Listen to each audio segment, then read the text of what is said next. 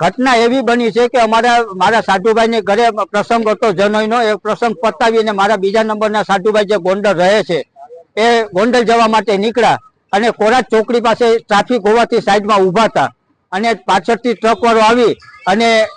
કચડી અને જતો રહ્યો છે, બંને વાહનોને હડફેટે લઈને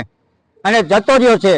અને સાપર પોલીસ ફરિયાદ લેવા માટે આવી ત્યારે અમે એમને રજૂઆત કરી કે હિટ એન્ડ રનનો કેસ છે તો હિટ એન્ડ રનની ફરિયાદ તમારે લ્યો, તો એ લોકો ફરિયાદ લેતા નથી અને અમને વારંવાર આ લોકો સહકાર આપતા નથી, રજૂઆત કરવા છતાં સહકાર આપતા નથી. અમારી માંગ એ છે કે હિટ એન્ડ રનનો કેસ હોવા છતાં જો ફરિયાદ હિટ એન્ડ રનની નહીં લે તો અમે પીએમ પણ થવા દેશું નહીં અને